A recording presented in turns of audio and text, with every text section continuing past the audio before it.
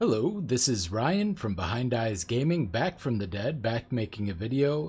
Today it's going to be a Molten Strike Champion, probably going to be a Molten Strike Slayer later on, but I wanted to go over this character. I've been away for a little bit, combination of burnout, Diablo 4, and some personal tragedies and incidents.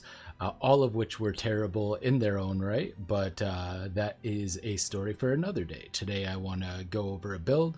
I'm currently on hardcore solo self-found Crucible League.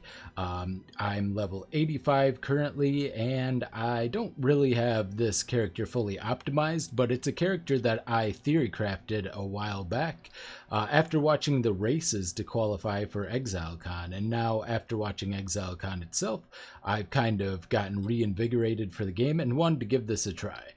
So one of the things that kind of inspired me is these two masteries, the 100% increased damage with hits against ignited enemies and the increased damage while wielding two different weapon types. It's a lot of damage for very low investment. You saw them used in the races to great effect, and I thought that Molten Strike could use that as well to make for a very quick starter, and just to give a ton of extra damage even into the late game. Still holds up. So I'm just going to do an underground sea. I'm currently on a 5 link with only one more multiplier. So I have Molten Strike, elemental damage with attacks, multi-strike, fire pen, and immolate. Technically there are more multipliers there, but one is only numerically a more multiplier. So let's do this tier 10 map. Currently not quite getting into red maps just yet, but that is just around the corner. I have a lot of optimization to do. I need to farm up some regret orbs because I have a ton of respecking to do. But for leveling the way that I have it currently and the way that I'll show it off in this video is definitely the way to go. So let's see. Just started up, so getting a little bit of a slow start graphical error there. Hopefully it doesn't kill me. Actually, I took a lot of damage there, so probably need to be a little bit more careful overall.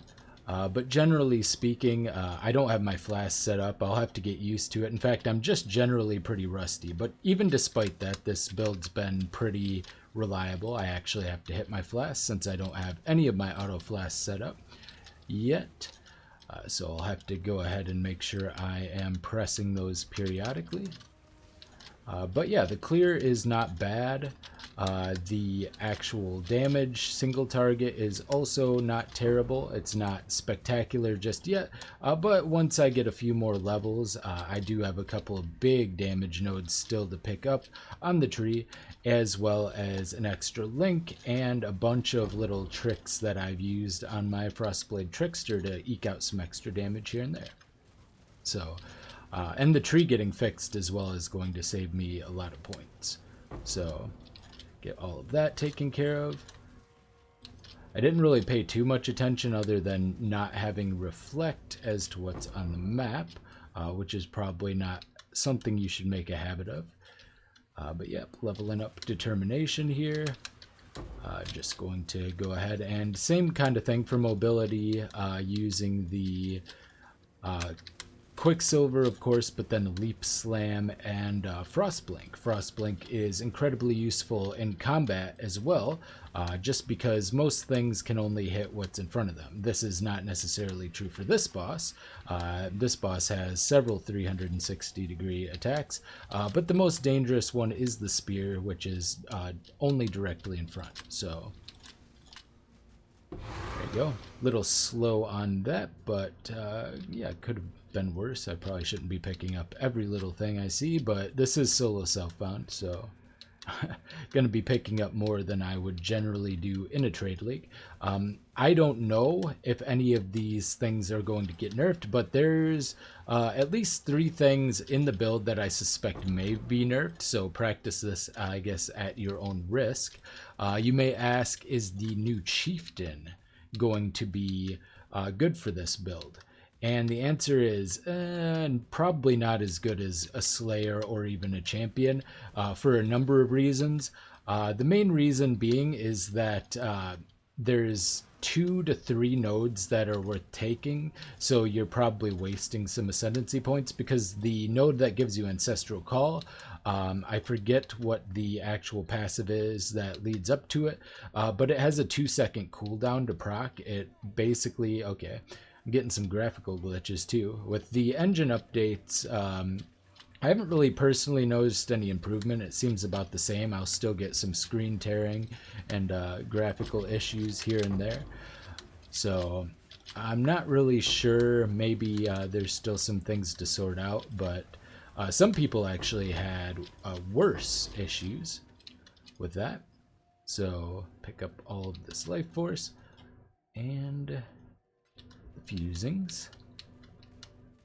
Yeah, I'm just gonna go ahead and full clear the map. It's been a while, so a bit rusty. Normally I rush through, but I'm just gonna kind of let this be. I haven't posted a video in a while, and I don't want to kind of curate it too much. I just want to do what I'm doing here, and go ahead and get out of the way for that. I should be fine. I should be tanky enough for this, but you know, better safe than sorry, I suppose. We go. Oop. Pretty much always going to be the case in hardcore. I should also be using my potion whenever I've lost health. Yeah, and we're just gonna grab all this. There's a lot of stuff I need to harvest craft, so I need to make sure that I am doing all of this. Okay, there's the rare right here. Keep forgetting to use my flasks. I have, I believe, onslaught on kills, so I'm currently not using a silver flask. I'm not really sure if that's good enough necessarily, but oh, and we do have a last one here, so go ahead and pick that up.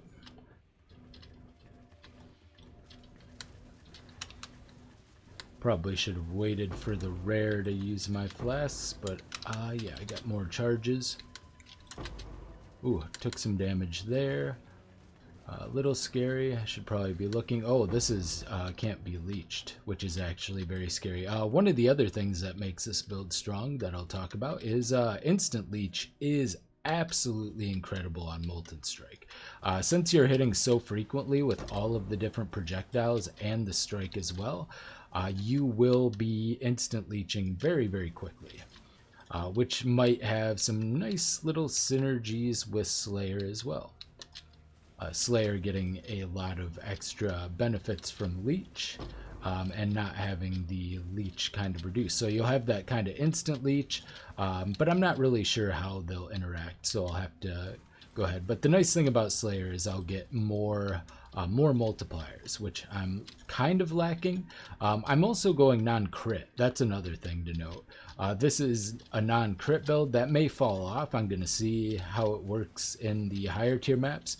But definitely through leveling and getting up through yellow maps, it has been quite easy to play non-crit. So yeah, and I am playing hardcore, and I do have a very low health total. I'm just going to skip that for now because I have all of my stuff where I want. Also, one of the weapons I'm using would be a lot harder to get on solo self-found after Crucible, because it is like a 600 DPS C-Jax, which is going to be much tougher to get this early on solo self-found. Once Crucible's gone, we'll have to see what kind of resources are available. Okay, oh, I finished the map. Okay, let's go over everything here after I throw some of this stuff. Looks like I actually got one of the axe, the Rigwald's axe, I believe. Yeah, which benefits from wielding something else in the offhand, which might be something to consider for setup later. But for now, I'll just go ahead and toss that and sell the rest, and we will get into the build. Okay. Next time shall we keep, Savior? Stash everything here. So, the build, it is Molten Strike. Current links I went over before, but just once again, elemental damage with attacks. That's because this benefits both the melee and the projectile. I'm actually doing most of my damage as projectile currently. and then multi-strike, fire penetration, and immolate. So one of the issues with this build is that you need to scale both portions of the, well, I guess you mostly just need to scale the projectile, but I'd like to scale both portions of it. And then I'm using Frostblink, Determination and Defiance banner, Anger and Precision, so that covers all of my auras. I have Molten Shell with cast on damage taken and increased duration. I have Ancestral Protector. I do not have Ancestral Warchief. Normally I run a double totem setup for a melee build. However, since probably 2/3 of our damage is coming from the projectiles at least, the attack speed's only necessary. We would get a minor increase in DPS, so it's not really worth having to press 2 buttons. Then I have Leap Slam with, of course, faster attacks and momentum for maximum, jumping around. Very good. Lastly, I have a mark on hit, Sniper's Mark with life tap. Sniper's Mark, I believe the split projectiles do work, but I'm not sure. They did in previous patches, but either way, the increased damage is not something that we scale a lot with this build. The only other source I currently have is Mark the Prey, which is 10%, I believe. If I recall. So that is going to be just a nice beefy more multiplier. And since we're not crit because we are using precise technique, we have Sniper's Mark. So quite good. All right, skill tree. Skill tree here, the important parts are early on. You can go ahead and path down here, grab like Art of the Gladiator, maybe Bravery, and Master of the Arena actually helps very early on. With the increased melee strike range, you're going to be running like Ancestral, Ancestral, not Protector, but Ancestral, boy, I can't remember the names of things very easily anymore because I've taken a bit of a break. Ancestral Call. You'll be running Ancestral Call with your Molten Strike, and then probably what you'll end up running early on as well is a, where are you here? Combustion, if possible. Combustion will give you Ignite Chance, which will enable that 100% increased damage. So that'll probably be your 3-link early on. And then the first thing you're going to grab is this cluster right here, Burning Brutality. Now, it's not that good of a node by itself without the context of the mastery, but with that and Immolate, this gives a total of 35% chance to ignite, and with Immolate you'll go up from there as well. And then some attack speed as well. So you get 12% attack speed and then 100% increased damage with hits against ignited enemies. With Immolate in this and relatively fast attacking weapons, you're going to be igniting very quickly on whatever you're hitting within 1 or 2 hits, on top of all of the balls hitting as well. They're all going to have a chance to ignite on top of that. So with all of that going on, you're going to very quickly ignite your enemies, and then that will turn on the 100% increased damage. So for 5 points, you get 12% attack speed, 100% increased damage. Pretty nice overall. And it's more efficient than almost any other wheel you can get early on, and you're probably getting it super early. You might pick up Dervish early on. I spec'd out of it because I needed other points more, but I'll be picking up Dervish this next level here. Currently taking Weathered Hunter, but that's strictly because I need the all res and I do need more accuracy. Once I get my reses sorted out better, and I'll show the gear afterwards, the gear isn't very good, but once I do have my gear sorted, I'll be getting out of this and probably be getting into like Acuity instead, as that grants attack speed. Otherwise, I can craft on both of my weapons.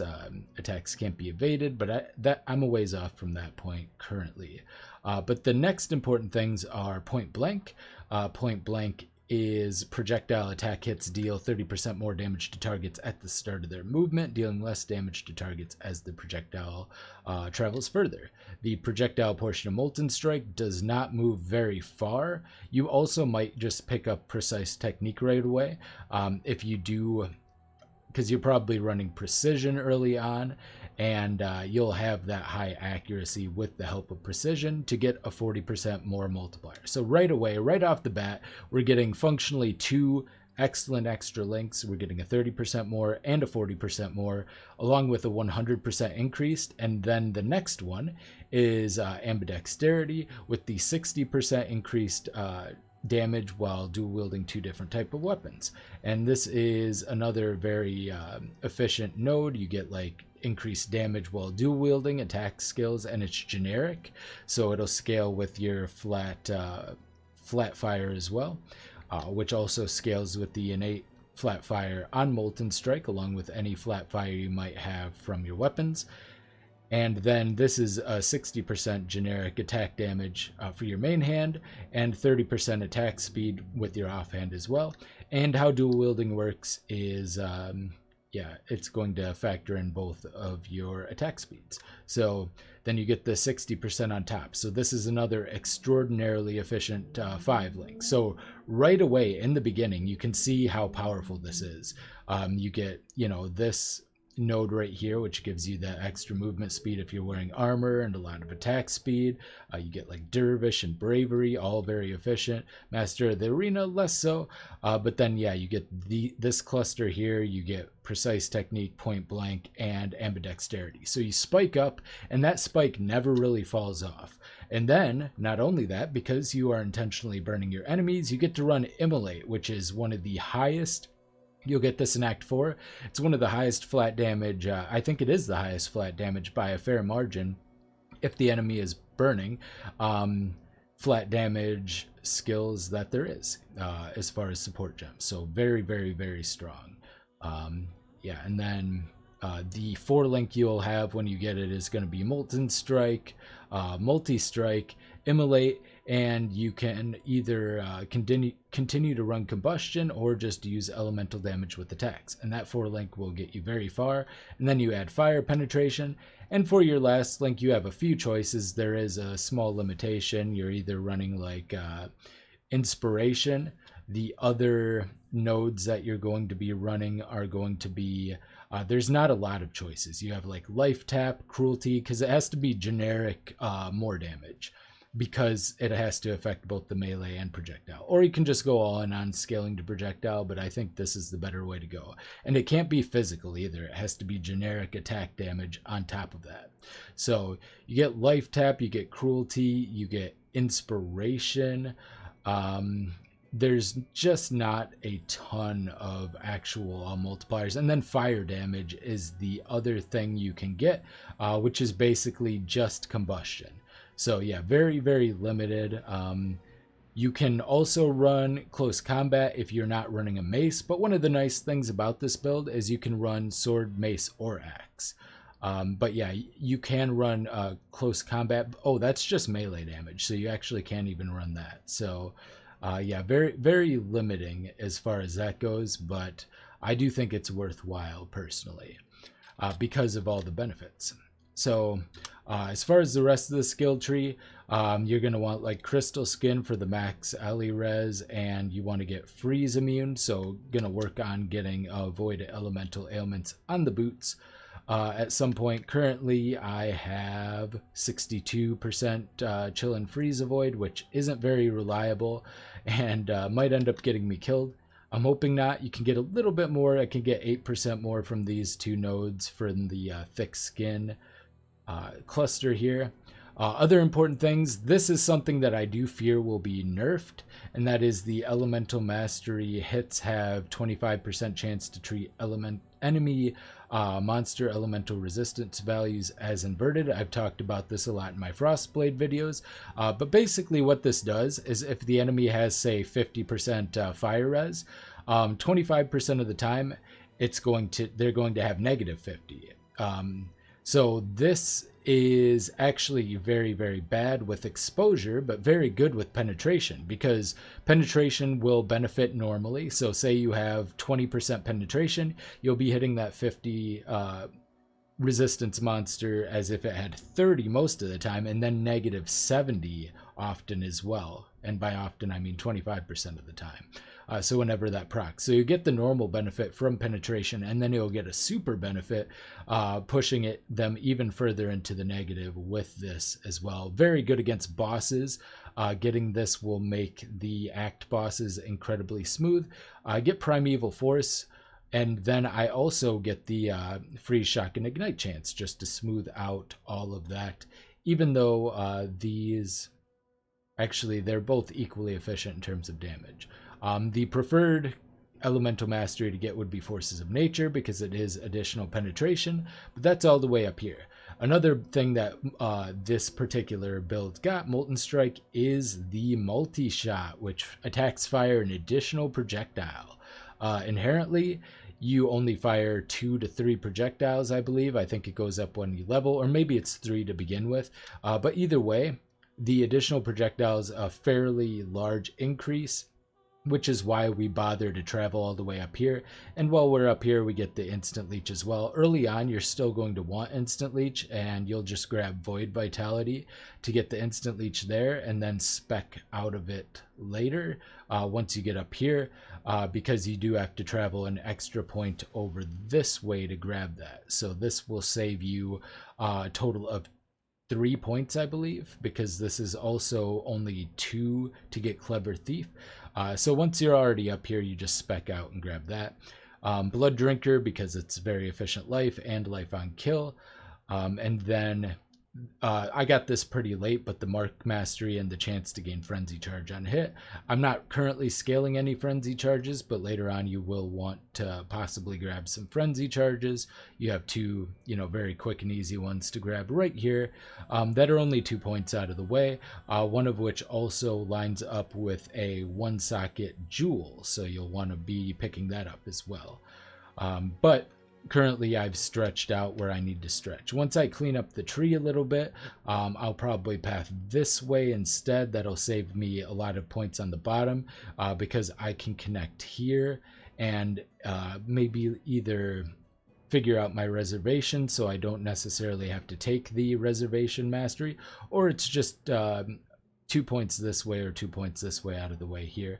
Probably through this way so I can still grab Savagery, but that adds 1 more point there, but still gives me access to the jewel. So probably what I'll do is connect this way, which will be a total of 1, 2, 3, 4, 5, 6 points.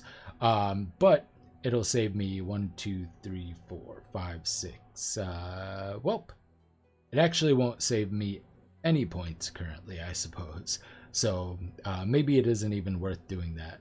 But I can look into possibly changing things up. But overall, this build's really nice. Lava Lash, of course. I am converting 40% damage to fire as well. There are better ways to do this, but I have to do it through this way. And then I have the Reservation Mastery and Champion of the Cause as well, with the Mana Mastery allowing me to get the Determination, Anger, both of which are 50%, along with the Precision. So yeah, pretty elegant setup. There's also some other different pathing I could potentially do, but I have to work all of that out at some point.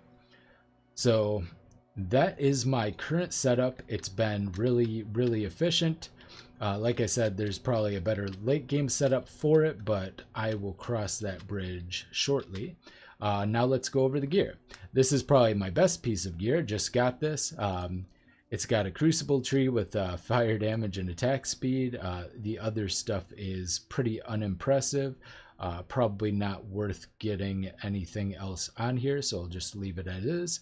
But yeah, this is a very fast attacking axe with very high flat fire damage, 113 to 194 total, including the Crucible Tree, and then 1.85 attack speed. All you're looking for is physical damage, fire damage, and attack speed for this build. That's all you need.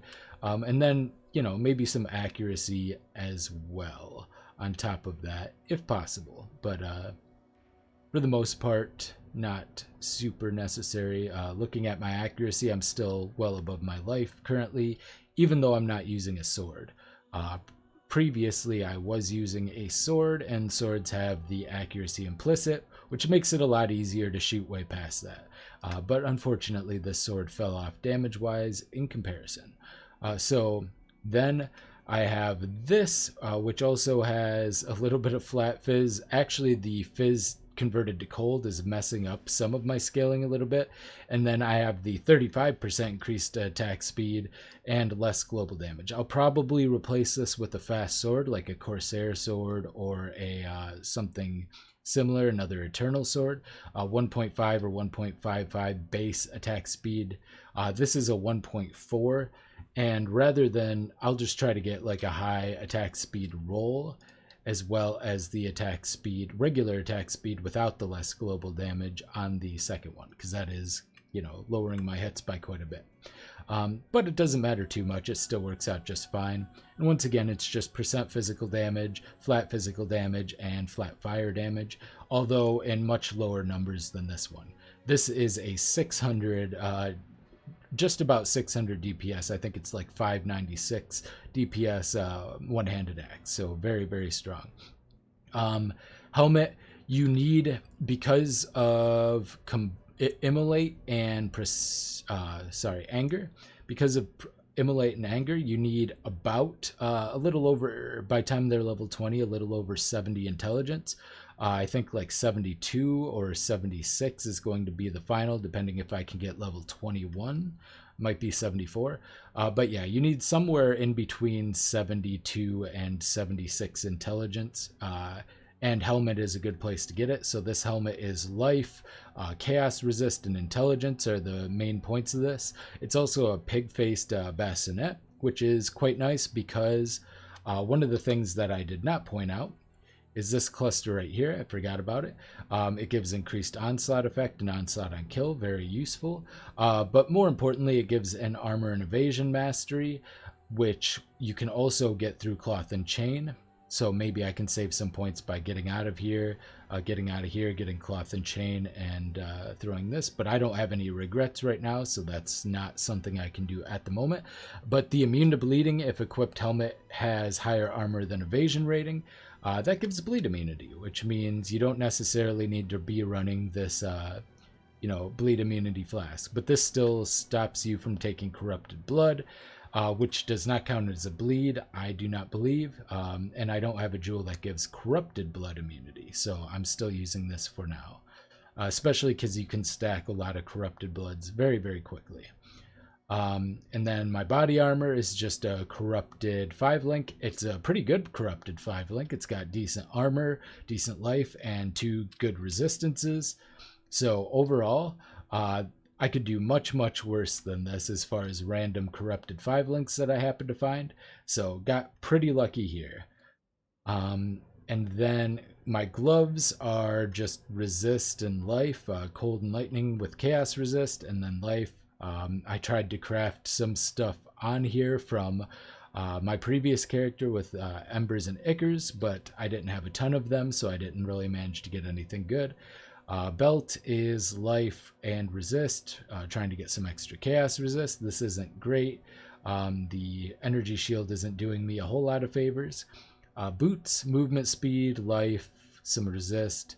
Honestly, not that great. The regen, if you've been hit recently, is kind of nice. First ring is accuracy. Definitely you need a certain amount of accuracy in this build to make sure that your accuracy is higher than your life in order to make precise technique work. So we got the accuracy here along with life, all elemental resist, and then a crafted elemental damage with attack skills. Then I have an amethyst ring, lots of chaos resist on this, 48 chaos res. Then I have crafted life and mana regen, flat fizz to attacks, and a little bit of fire res and strength, not too important. And amulet is kind of bad. I guess it's got some stuff. It's not like awful or anything, but it should be easy to upgrade from this. It's got life, some resist, some percent armor, which I guess is helpful. It's got a little bit of a bunch of useful things, but they're all in relatively low numbers. So overall, not the greatest amulet. So yeah, And the flasks I don't have properly crafted yet because I do not currently have enough glass blowers. I can get some by converting my armor, scraps, and blacksmith whetstones to baubles at the vendor. And I do have quite a bit of instilling orbs, so once I do that, I can get those crafted. I'm thinking probably I'm not going to stick with a granite though, because my base is high enough that I should be able to use a basalt, but I don't know if I have a basalt right now, so I should definitely be on the lookout for that. Yeah, that's pretty much the build. Definitely leaves a lot to be desired. Probably not going to be running 2 life flasks, so I'll probably get a 4th utility flask of some sort. Maybe I run granite and basalt, or maybe I run something that gives me like a jade to give me flat evasion, because I do have some evasion. I have 3195 currently, and little 18.5k armor as well. Unbuffed. Buffed about 25.7k armor, so quite nice. Once I get that all sorted, I should have nice and high armor, and I have a lot of place to get armor. Like, I probably shouldn't be using an evasion energy shield gloves, but yep, that is the build. It's a fun build. Yeah, just I don't even have any of this really set up either, so there's a lot still to be put together. Probably gonna do some updates, and I'll probably also talk about my depressing time with Diablo 4 and how I feel about that, if the depressing time isn't a dead giveaway on that. Hope you enjoyed. This has been Ryan from Behind Eyes Gaming, and I'll see you next time. Bye.